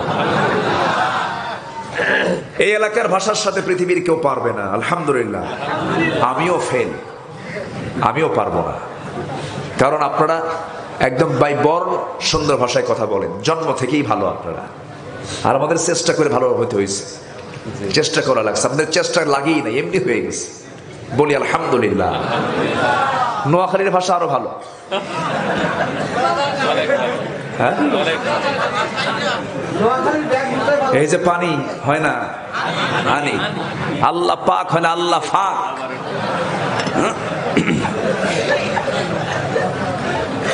তাদের কাছে তাদের ভাষা ভালো, মায়ের ভাষা শ্রেষ্ঠ ভাষা, আলহামদুলিল্লাহ বলেন। চিটাগাং থেকে আমার এক বন্ধু মুখতার নাম ফোন দিচ্ছে, আসসালামু আলাইকুম বদ্দা, আই মুখতার হদ্দে অনেক গামাসানি। বুঝতেছেন কিছু? কঠিন ভাষা বলতেছে, আমি মুখতার বলতেছে, আমি মুখতার বলছি, বড় ভাই আপনি কেমন আছেন? বদ্দা আই মুখতার হদ্দে অনেক গামাসানি। এত জটিল ভাষা মালাকুল মউত বুঝবে না। কথার কথা বললাম, রূপক ভাবে বললাম, মালাকুল মউত বুঝবে না কেন? বুঝবে। জটিলতা দেখেন, বাংলা কোথায় আর ওটা গেছে কোথায়। বলি আলহামদুলিল্লাহ। সম্মানিত ভাইয়েরা, কথায় তো কথা বাড়ে, বহুদিকে চলে গিয়েছিলাম। আমার নবীজি কাউকে খাটো চোখে দেখতেন না। একটা সিম্পল মানুষ রসুলের সামনে আসতেন, রসুল তাকে সম্মান দিয়ে কথা বলতেন। সুবহানাল্লাহ, সুবহানাল্লাহ। অহংকার দুনিয়াতেও পতন, অহংকার আখিরাতেও পতন। অহংকার করা যাবে না। রসুল মেরাজ থেকে অহংকারের সবক নিয়ে আসছেন। একটু আসতেছি, লাইনে আসতেছি। মেরাজের 14টা দফা আছে। কয়টা দফা আছে? 14 দফা। আমরা ফুল না শুনলেও আমরা আক্ষরিকভাবে সবগুলো শুনে আজকে যাব। জোরে বলি ইনশাআল্লাহ। আমার ভাইয়েরা, আল্লাহ রাব্বুল আলামিন রাসূলকে দিয়ে এমন ইতিহাস গড়ালেন, পৃথিবীর কোনো মানুষ সেই জায়গায় কখনো যেতে পারবে না। আল্লাহ তাআলা তার হাবিবকে সেই জায়গায় নিলেন। সমস্ত কিছু সফর হয়ে গেল। আমার নবীজি ফেরার পথে আল্লাহর নবী মুসা তাকে আটকে দিলেন। নামাজ 50 ওয়াক্ত হবে না, নামাজকে কমাতেই হবে, আপনি চলে যান আল্লাহর কাছে। আল্লাহকে বলছেন, আল্লাহ আমি তো চলেই গেছিলাম। মুসা মাঝ পথে আটকায় দিয়েছে। আল্লাহ বলছেন, এমন লোকের নাম নিছেন বেকায়দা, না মানলে অসুবিধা, শুনতেই হবে, কারণ আমার মুসা যা বলে তা করে ছাড়ে। যে প্রশ্ন করবে সে উত্তর না দেওয়া পর্যন্ত মুসা ঠিক থাকে না। মাঝে মাঝে আল্লাহকে প্রশ্ন করতেন, প্রশ্ন ঘন ঘন করতেন। একদিন বলছেন, আল্লাহ একটা প্রশ্ন করে কি, এই মুহূর্তে তুমি বলো এই পৃথিবীর সবচেয়ে খারাপ লোকটাকে। আল্লাহ বলছেন, দেখবা? হ্যাঁ, খারাপ লোকটাকে একটু দেখি, ওর চেহারা কেমন। আল্লাহ বললেন, মুসা তুমি এখানে দাঁড়াও। দাঁড়ালেন তিনি। সামনে দিয়ে একটা লোক চলে গেল, সাথে একটা ছোট্ট ছেলে আছে। এবার বলছে আল্লাহ, প্রশ্ন কিন্তু অর্ধেক বলছে, আর অর্ধেক প্রশ্ন আছে। কি প্রশ্ন বলো? আর কি প্রশ্ন করবে বলো? এবার তোমাকে বলতে হবে এই পৃথিবীর মধ্যে সবচেয়ে ভালো লোকটাকে এই মুহূর্তে। তুমি একটু দাঁড়াও, কিছুক্ষণ পর ওই দিক থেকে একটা লোক আসবে, সে হচ্ছে পৃথিবীর সেরা মানুষ। যে লোকটা সকালবেলা গেছে সেই লোকটা আবার ওই দিক থেকে বিকেল বেলা আসতেছে তার সন্তানকে নিয়ে। আল্লাহকে বলছেন, আল্লাহ একই লোক সকালবেলা খারাপ থাকলো, বিকেল বেলা ভালো হয়ে গেল, একই লোকের রহস্যটা কি? আল্লাহ বলছেন, মুসা এই লোকটা সকালবেলা ছিল নিকৃষ্ট মানুষ, কিন্তু যে আমলটা করেছে, যে তওবাটা করেছে, চোখের পানি ফেলে ফেলে মাফ চেয়েছে, আমি এই মুহূর্তে তাকে দুনিয়ার শ্রেষ্ঠ মানুষ বানায় দিয়েছি। জোরে বলে সুবহানাল্লাহ। মাঝখানে কি আমল করছে? আসতে বলে কি করেছে? আজকে আমরা তওবা করে যাব। তওবা করবো না ইনশাআল্লাহ? তওবা মানে কি? হ্যাঁ, ফিরে আসা। হ্যাঁ, আমার যারা ওয়াজ শুনেছেন, আমার তওবার উপর অনেক আলোচনা আছে। তওবা মানে হলে ফিরে আসা, নির্দিষ্ট কোনো দোয়ার মধ্য দিয়ে তওবা না। চুরি করেছি আর করব না, জমির আইল ঠেলছি আর ঠেলবো না, মানুষের টাকা লুটপাট করেছি আর করব না, বনের সম্পত্তি বুঝে দেই নাই বুঝাই দেব, বনের সম্পত্তি বুঝায় দেয় না, এরকম তো ভাই এলাকায় নাই। তাহলে তো ওয়াজ করলে সমস্যা।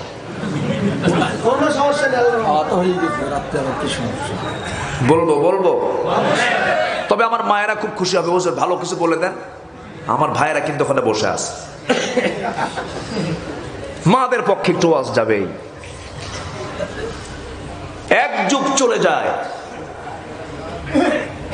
বাপ মারা গেছে, এক যুগ 12 বছর, ভাইয়ের বনের সম্পত্তি ভাই বুঝায় দেয় না। হজ করছে 3 বার, পর পর ট্রিপল হাজি। কি হাজি বলেন? ট্রিপল হাজি। বছর বছর হজে যায়, কপালটা কালো বানাইছে, সুন্দর লাল দাড়িও বানায় নিয়েছে, মাথায় টুপি আছে, 5 ওয়াক্ত নামাজও পড়ে, হজেও যায়, কিন্তু বনটাকে সম্পদ বুঝায় দেয় না। বনের জায়গার উপরে ধান লাগায়, সেই ধানগুলো নিজের গোলায় ভরায়। হালাল না হারাম? হালাল না হারাম? বোন কিছুই লজ্জায় বলতে পারে না। বোন মনে মনে চিন্তা করে, ভাই আমার বিরুদ্ধে, আমি তার বিরুদ্ধে কিছু বলতে যাব, মান সম্মান থাকবে না। মাঝে মাঝে ভাই আবার চালাকি করে বোনকে নিয়ে আসে, বছরে 3-4 বার দাওয়াত দেয়, পাশে বসায় রাখে, বসায় রেখে ওয়াজ করে, বোন আমার শোনো, তুমি অংশ পাবে, আমার বাপ মরে গেছে, তুমি কিছু জমি পাবা, এটা সত্য কথা, কিন্তু একটা কথা বলি বোন, মন খারাপ করো না, কি অংশ নিলে কিন্তু ধ্বংস হয়। কি ওয়াজটা দিল দেখেন, কথা কি বুঝতেছেন? যদি কেউ শয়তান দেখতে চান, ওর কাছে যাবে, আছে না নয়? তওবা যদি করেন, আজকে গিয়ে সিদ্ধান্ত নেবেন যে আমার বোনকে সম্পত্তিটা বুঝাই দেবে, তাহলে আপনার গুনাহ মাফ হবে। কি কথা বোঝা গেল? ওয়াজ কিন্তু নগদ দিচ্ছি, একেবারে বুঝাই দিলাম, আপনার পছন্দ হোক আর না হোক, এটা আল্লাহর ওয়াজ। কার ওয়াজ? কার ওয়াজ বলেন? আল্লাহর ওয়াজ। আমি তো আমার দেশে মানুষ দেখি না, কই আমরা মানুষ হতে পারলাম, মানুষকে ঠকাতে পারলে আমরা নিজেকে চালাক মনে করি। আপনি কাউকে ঠকাইছেন, আপনি জিতে যান নাই, আপনি হেরে গেছেন। কাউকে ঠকালে নিজে যেতে না, নিজেই হেরে যায়। এই জন্য আমরা ঠকাবো না, ঠকে যাব দুনিয়া থেকে, আল্লাহ আমাকে সেই দিন জিতায় দিবেন। দুনিয়াতে কাউকে আমি ঠকাবো না। আমি তো আমার দেশে মানুষ খুব কম দেখি, আমার কাছে একটা মাঝে মাঝে প্রশ্ন জাগে, আপনারাই বলুন তো, আমার দেশে মানুষ বেশি না চোর বেশি? বলেন, ভালো করে বলেন। চোরই তো বেশি, মানুষ কোথায়? তাই না? যদি প্রশ্ন করি, আমার দেশে নামাজি বেশি না বেনামাজি বেশি?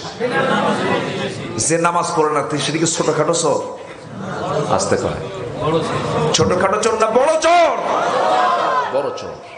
সেই বড় চোর আপনার ছেলে মেয়েগুলো বাড়িতে থাকে, আপনার অধীনে থেকে খাওয়া দাওয়া করে, নামাজ পড়ে না, ফজরের সময় নাক ডেকে ঘুমায়। ও চোরে ভাত দেন কেন?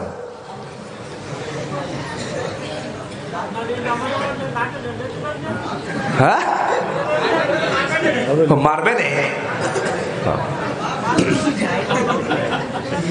সন্তান স্কুলে যায় না, শাসন করে।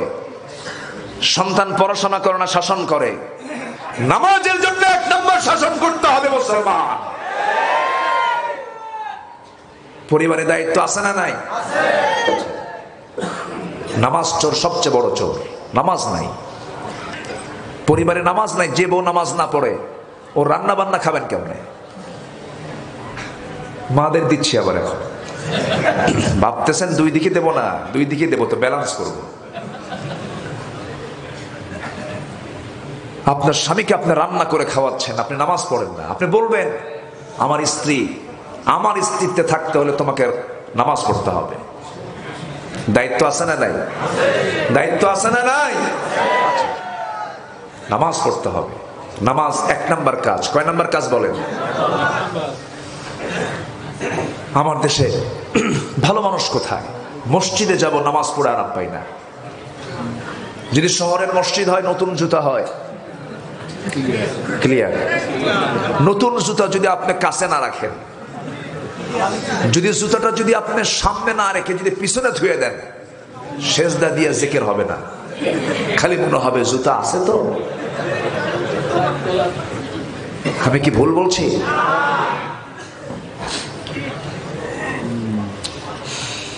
আমরা কোথায়? মসজিদে গ্যারান্টি নাই, একটা জুতার গ্যারান্টি নাই। সাইকেল নিয়ে গেছেন বাজারে, শুধু এইদিকে তাকাইছেন, এদিকে সাইকেল নাই। গত বছর মাহফিল ছিল পতেঙ্গায়, আলোচনা করে মোনাজাত করে নামলাম, হাজার হাজার মানুষ। নামার সময় দেখি আমার জুতা জোড়া নাই। এমন ওয়াজ শোনা শুনছে, আমার জুতা মোহাব্বতি নিয়ে চলে গেছে। তাহলে বলেন, আমার কি মানুষ হতে পেরেছি? আচ্ছা, আরেকটা প্রশ্ন করি, আমার দেশে নেতা বেশি না কর্মী বেশি? বলেন তো, বলেন, নেতা বেশি না কর্মী বেশি? তাহলে সব নেতা কি কোনোদিন মাঠে থাকে না মঞ্চে থাকে? নেতারা কোথায় থাকে? সব নেতা যদি হয় কর্মী, তো সব নেতা মঞ্চে মানবেই তো, ঠিক কিনা? সম্মানিত ভাইয়েরা, আমরা বেশি নেতা দেখতে চাই না, আমরা নেতা দেখতে চাই একজন, তিনি হচ্ছেন মুহাম্মদ সাল্লাল্লাহু। আমাদের নেতা কয়জন? কয়জন? আমাদের রব কয়জন? আমাদের কোরআন কয়টা? আমাদের কিতাব এক, নেতা এক। এই তিনটার ভিতরে যদি আমাদের দিনের নাম ইসলাম, দলের নাম ইসলাম, রবের নাম আল্লাহ, নেতার নাম রাসূল, এই তিনটার মধ্যে যারা ষড়যন্ত্র করবে, আমরা তাদের জিহ্বা টেনে ছিঁড়ব। মুসলমান রাজি আছেন? কারা কারা হাত উঁচু করে দেখা।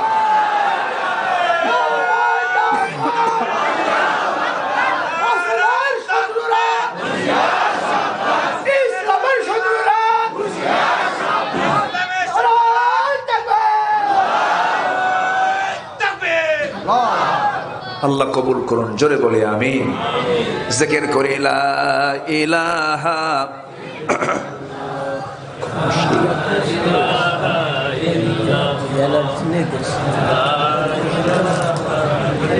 আরো জোরে লা ইলাহা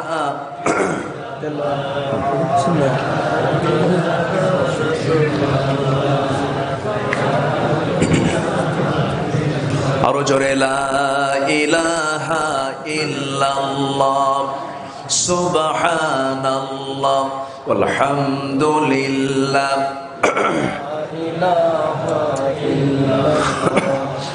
আরো জোরে লা ইলাহা ইল্লাল্লাহ সুবহানাল্লাহ ওয়ালহামদুলিল্লাহ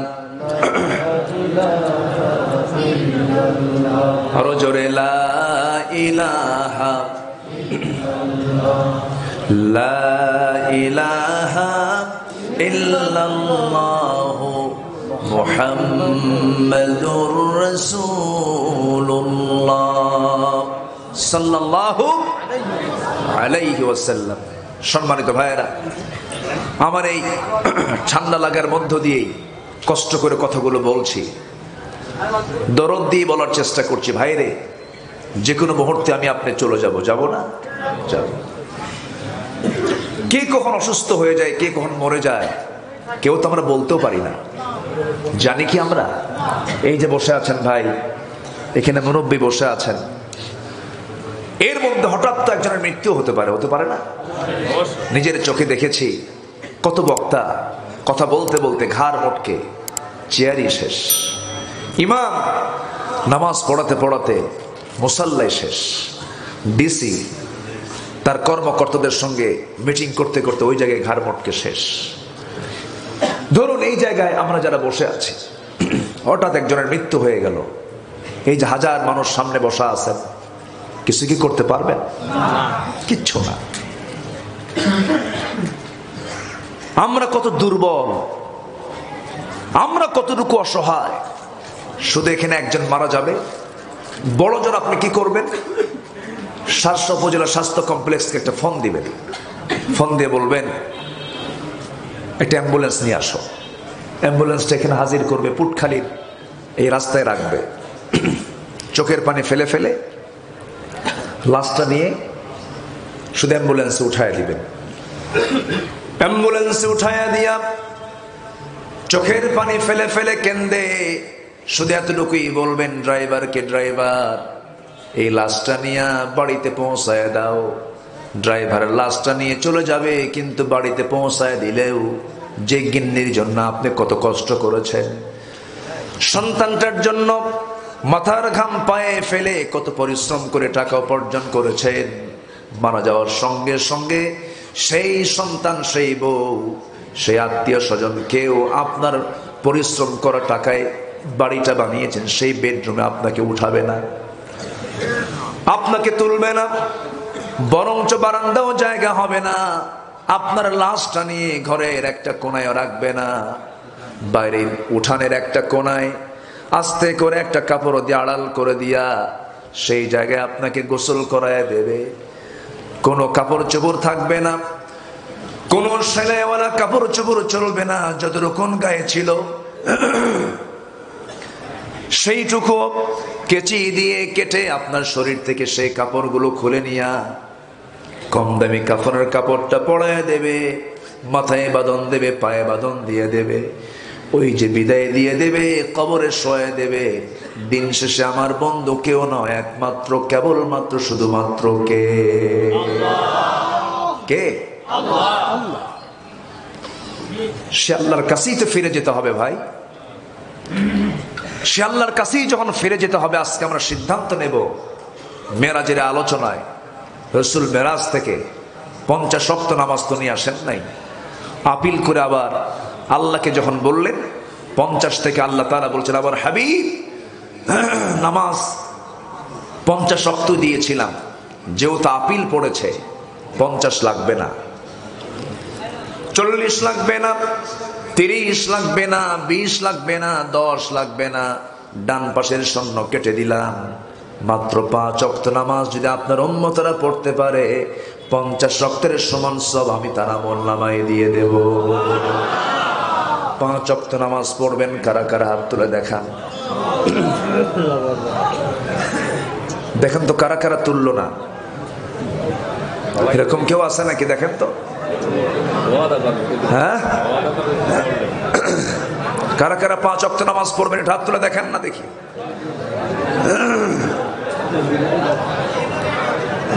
আশেপাশে একটু তাকায় দেখেন,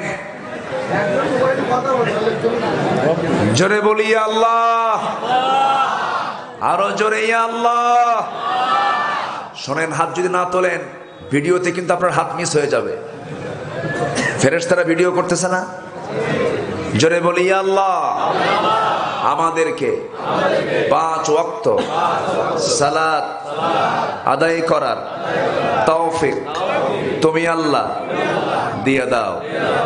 জোরে বলি আমিন, আরো জোরে আমিন। হাত নামান। কষ্ট পেলেন? মনে হয় কষ্ট দিয়ে দিলাম। সম্মানিত ভাইয়েরা, আমার নবীজি যখন চলে আসবেন সেই সময় সাথে করে 14 দফা নিয়ে এসেছেন। কয় দফা বলেন তো? সূরা বনী ইসরাঈল আল্লাহ তাআলা তাও একটা করে উপস্থাপন করেছেন, একটা একটা করে। আমি সংক্ষিপ্ত করে এই 14টা দফা আমি ভাঙ্গা ভাঙ্গা কণ্ঠে আমি বলেই আমি আমার কাঙ্ক্ষিত মোনাজাতের দিকে চলে যাব। আস্তে আস্তে কেউ যাবেন না আমার সঙ্গে, আমি মুসাফির মানুষ, এখানে সফরের হালতে আছি, এখানে আলেম ওলামা আছেন, হাফেজ, এটা ছেড়ে দস্তরবন্দি হয়েছে, আমরা একসঙ্গে মোনাজাত করব। সবাই থাকবেন না ইনশাআল্লাহ? একটু জিকির করি লা ইলাহা ইল্লাল্লাহ, লা ইলাহা ইল্লাল্লাহ, লা ইলাহা ইল্লাল্লাহ, লা ইলাহা ইল্লাল্লাহ, লা ইলাহা। আরো জোরে লা ইলাহা ইল্লাল্লাহ, লা ইলাহা ইল্লাল্লাহ, আরো জোরে লা ইলাহা সুবহানাল্লাহ আলহামদুলিল্লাহ আরো জোরে লা ইলাহা সুবহানাল্লাহ আলহামদুলিল্লাহ আরো জোরে আল্লাহ আল্লাহ আল্লাহু লা ইলাহা ইল্লাহু লা ইলাহা লা ইলাহা লা ইলাহা ইল্লাল্লাহু মুহাম্মাদুর রাসূলুল্লাহ সাল্লাল্লাহু আলাইহি ওয়াসাল্লাম। তাহলে আমরা নামাজের সিদ্ধান্ত কিন্তু নিয়েছি আজকে।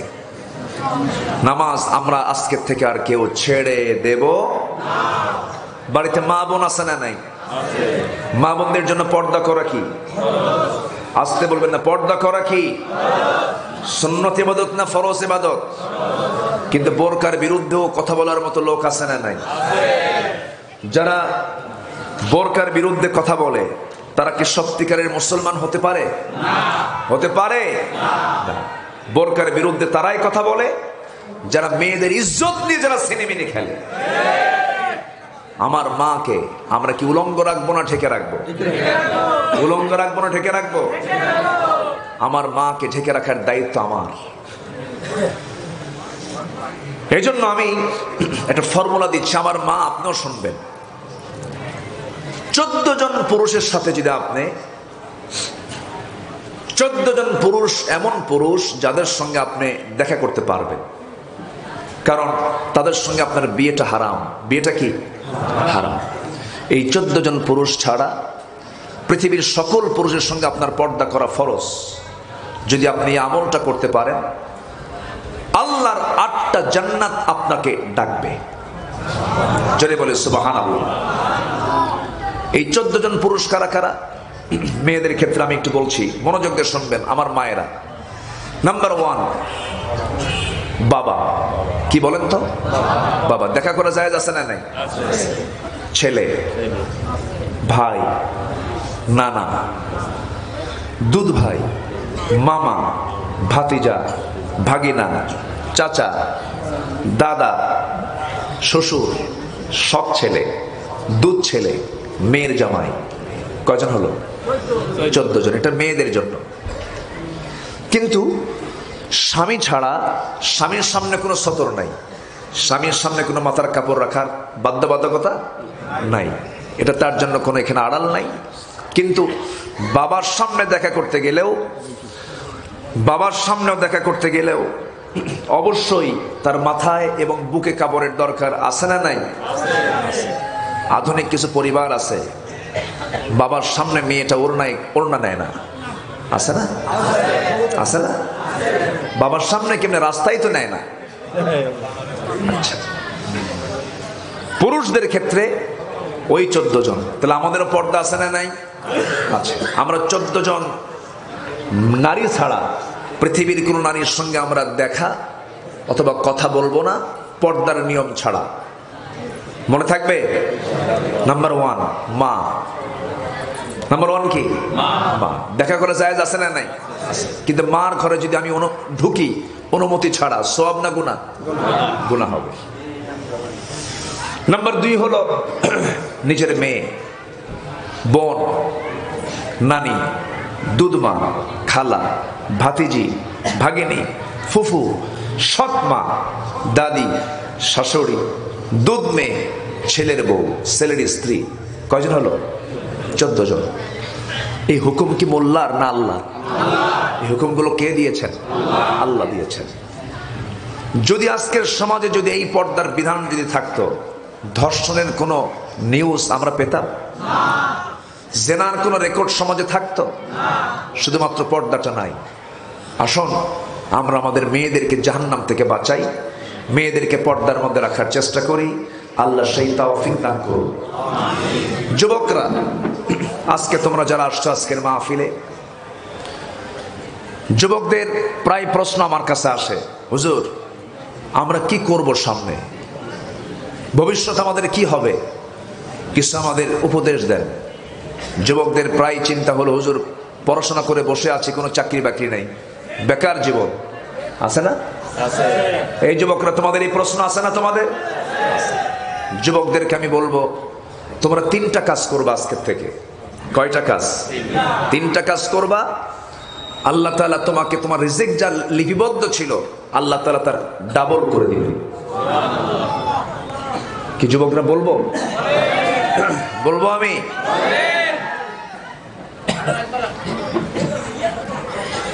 হ্যাঁ,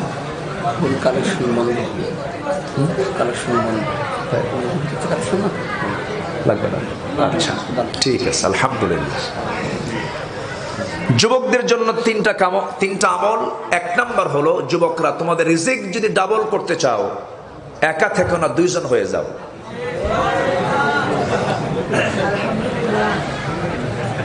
কেউ খুশি হয় না।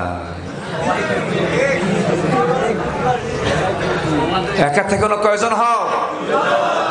2 জন। কেমনে হবা? 14 ফেব্রুয়ারি বিয়ের হুকুম কে দিয়েছেন? কে দিয়েছেন? আবার বলে, হুজুর বিয়ে করে খাওয়াবো কি? বউ তো হাতি। হ্যাঁ, বউ হাতি, খাওয়ানোর মালিক কে? এই বাংলাদেশে আপনি যত ধনী লোক দেখবেন, ধনী হয়েছে বিয়ার আগে না বিয়ার পরে? বিয়ার পরে। আমার নবীজিও তার সম্পদ তেমন ছিল না, তিনি সম্পদ যা পেয়েছেন বিয়ার আগে না বিয়ার পরে?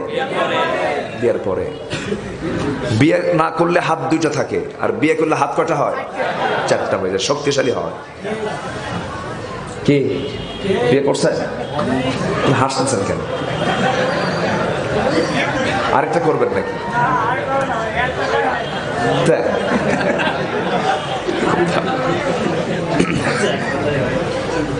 খুব ভালো আপনারা। তাহলে 1 নাম্বার কি করা? বলো, কি করা? মুরব্বীরা কয় আপনারা বিয়ে করবেন না। আচ্ছা, বিয়ে করা। সেই বিয়ে করার ক্ষেত্রে আবার কন্ডিশন আছে। আল্লাহ তাআলা বলছেন, ওয়ানকিহুল আয়ামা, তোমরা বিয়ে করো যাদের স্বামী নাই তাদেরকে। আজকে যুবকরা কি করে জানেন? যাদের স্বামী আছে ওখানেই যাই ঘুতোঘুতি করে। আমি কি ভুল বলছি? নিজে তো এক আগুন, আরেক সংসারে যে আরেক আগুন ধরায় দিচ্ছে। এগুলো করো না, এগুলো করা যাবে না। বিয়েটা করে নাও। রিজিক বাড়ায় দিবেন কে? আল্লাহ নিজে বলছেন, আমি তোমাকে ধনী বানায় দেব। জোরে বলে সুবহানাল্লাহ। কি খুশির খুশি দেখেন। ভালো, বিয়ে করবা, আলহামদুলিল্লাহ। বলি আলহামদুলিল্লাহ। কিন্তু প্রশ্ন একজন কে যেন বলছে ওই দিক থেকে আমার কানে আসছে, হুজুর বিয়ে যে করবো, মেয়ের বাপ তো রাজি না। দেখছেন, মেয়ের বাপ তো, মেয়ের বাপ কি চায়? মেয়ের বাপ চায় হলো সরকারি চাকরি, এক্সট্রা কামাই, আর মঙ্গল গ্রহে অফিস। আছে না নাই? ধনীর সঙ্গে আপনার মেয়েকে বিয়ে দিয়ে আপনি টাকাওয়ালা জামাই পাবেন। আপনার মেয়ের ঘরটা ফার্নিচার দিয়ে ভরবে, কিন্তু সুখ পাবেন না, ভালোবাসা পাবেন না। ভালোবাসা পেতে হলে ঈমান লাগবে। কি লাগবে? ঈমান লাগবে। নবীজি তার মেয়ে ফাতিমাকে বিয়ে দিয়েছেন ধনীর সাথে না গরিবের সাথে? গরিবের সাথে। আল্লাহ। নবীজি তার মেয়েকে বিয়ে দিবেন, বিয়ের জন্য সিদ্ধান্ত নিলেন, কে আমার মেয়েকে বিয়ে করবে? আসো। মদিনার সবচেয়ে ধনী ধনী সাহাবীরা নবীর সামনে দাঁড়ায় যায়। রাসূল বললেন, নচলাও হবে না, আমার পছন্দের জন এখন আসে নাই। সবার শেষে প্রস্তাব দেওয়ার জন্য সাইয়েদনা আলী নবীর সামনে দাঁড়ায় আছেন। রাসূল বলছেন, আলী কি যেন বলতে চাও বলে ফেলো। হুজুর কি যে কব নিজেও জানি না। তুমি কি আমার মেয়েকে বিয়ে করবে নাকি? সাইয়েদনা আলী বলছেন, হুজুর দিলে করা যায়। রাসূল বললেন, ঠিক আছে আমি তো দেব, হাতে কোনো টাকা পয়সা আছে নাকি? আলী বলছেন, হুজুর টাকা পয়সা পাবো কোথায়, ঘরই তো নাই আমার। নবীজি তার মেয়েকে বিয়ে দিবেন, ঘর নাই এমন একটা ছেলেকে তিনি পছন্দ করে বললেন, আলী তোমার হাতে কি আছে সেটাই বলো। হুজুর এই যে তরবারি, এই যে ঢাল আছে। রাসূল বলেন, তরবারি লাগবে যুদ্ধের জন্য, ঢালটা বেচে আসো। এই ঢাল বেচার টাকাই হবে আমার মেয়ে ফাতিমার বিয়ের মহরানা। যেরকম সুবহানাল্লাহ। বেচে আসো। বিক্রি করতে গেলেন। বিক্রি করতে গিয়া সকালবেলা সাইয়েদনা ওসমান সামনে দাঁড়ায় আছেন। তিনি বলছেন, আলী তোমার মতো মানুষ ঢাল বিক্রি করার জন্য আসছো কেন? সঙ্গে সঙ্গে আলী বলছেন, আমার তো বিয়ে ঠিক হয়ে গেছে। সঙ্গে সঙ্গে আলী বলছেন, ওসমান বলছেন, আলী বিয়ে তো ঠিক হয়েছে, ভালো কথা, কার সঙ্গে হলো? তোমার জন্য একটা পান পাত্র দিলাম, তোষক দিলাম, পানির মশক দিলাম, একটা পিসদানি দিলাম, যাও সংসার করে খাও। মৃত্যুর দিন পর্যন্ত স্বামীর বিরুদ্ধে যেন একটা নালিশ আমার কানে না আসে। আল্লাহ। আর এখনকার মেয়ের বাপ কি করে? মেয়েকে বিয়ে দিয়ে বলে, মা তুই যা সংসার কর, যদি তোর স্বামী তোর স্বামী তোরা যদি কিছু কয় খালি আমার একটা ফোন দিবি, খাইয়া ফালাম। আছে না এরকম কিছু অসভ্য? আছে না নাই? না। বিয়ের পর শ্রেষ্ঠ ঘর হবে একটা নারীর জন্য বাবার ঘর না স্বামীর ঘর? আমার মায়ের কি আলোচনা শুনতেছে নাকি? বাবার ঘর না স্বামীর ঘর? স্বামীর ঘর। এটা খেয়াল রাখতে হবে। আজকে কেমন যেন একটা উল্টা পাল্টা একটা ভাব, কেউ কাউকে দাম দিতে চায় না, বউ স্বামীকে দাম দিতে চায় না, আবার স্বামীও বউকে পাত্তা দেয় না। আছে না নাই? কেন? এর মূল কারণ হলো ইসলাম না মানা। আমার ইসলামটাকে মানবো, জোরে বলি ইনশাআল্লাহ। রাসূল মেয়েটাকে বিয়ে দিলেন, চলে গেলেন। কোনদিন নবীর সামনে এসে স্বামীর বিরুদ্ধে কথা বলেন। একদিন চলে আসছেন, এসে বলতেছেন, ইয়া রাসূলুল্লাহ, আব্বাজান আমি কোনদিন আপনার কাছে আসি নাই, তবে আজকে আপনার জামাইয়ের সঙ্গে পরামর্শ করে আপনার কাছে আসলাম একটা জিনিস নেওয়ার জন্য, একটা জিনিস চাওয়ার জন্য। আব্বাজান কি বলো? আমার মেয়ে বলো। তিনি বলছেন, আব্বা আমার দুইটা ছোট্ট ছেলে আছে, এই দুইটা ছোট্ট ছেলে নিয়ে আমি নিজের হাতে আটা পেশার জন্য পিসদানি দিয়ে পিষতে পিষতে আমার হাতে দাগ পড়ে গেছে। আমার কোমরে কূপের পানি তুলতে তুলতে কোমরে দাগ পড়ে গেছে। নিজের ঘরের মেঝেটা মাটি হওয়ার কারণে আমার কাপড়টা ঘন ঘন ময়লা হয়ে যায়। সন্তানদের দেখতে আমি হিমশিম খেয়ে যাই। আব্বা আপনি তো রাষ্ট্রপ্রধান, মদিনা রাষ্ট্রের আপনি রাষ্ট্রপ্রধান, আপনি দেখুন তা আপনার কলিজার টুকরা মেয়ের জন্য একটা কাজের মানুষ দেওয়া যায় নাকি, একটা খাদেম দেওয়া যায় নাকি? আমার নবীজি বলে ফেললেন, ও আমার কলিজার টুকরা মেয়ে, এইদিকে আসো, আমি তোমাকে সুন্দর করে বুঝাই দিচ্ছি। মা কাছে বসে নিয়ে বলতেছে, তোমার পিতা মুহাম্মদ বিন আব্দুল্লাহ এই জীবনে কোনোদিন নিজের কাজ অন্যকে দিয়ে করায় নাই। নিজের কাপড় নিজে ধুই, নিজের ঘর নিজে পরিষ্কার করি, আমি আমার কাজ নিজেই নিজেকে করা পছন্দ মনে করি। মা তুমি এই দুনিয়াতে তাই করে যাবে, কাজের মানুষের প্রয়োজন নাই, তুমি একাকি চলে যাও। একটা আমল তোমাকে শিখায় দিচ্ছি, সুবহানাল্লাহ, আলহামদুলিল্লাহ, আল্লাহু আকবার 33 বার আমল করবে, পড়বে সকাল বিকাল। আল্লাহ তোমাকে সমস্ত কাজগুলো নিজে দায়িত্ব নিয়ে আল্লাহ তোমার সমস্ত কাজকে সহজ করে দিবে। আল্লাহ তুমি সকল মাদেরকে এই সমস্ত বিষয়গুলো আমল করার তৌফিক দিয়ে দাও, আমিন। জোরে বলি আমিন। সম্মানিত ভাইয়েরা, যতটুকু হয়েছে আমি আর পারছি না, আমরা বলে ফেলি আলহামদুলিল্লাহ। জোরে বলি আলহামদুলিল্লাহ। সকলের জন্য দোয়া করে, সকলের জন্য দোয়া চেয়ে আমি আমার কথা আর না বাড়িয়ে এখানে শেষ করছি। সবাই নামাজের মতো করে একটু বসি, নামাজের মতো করে।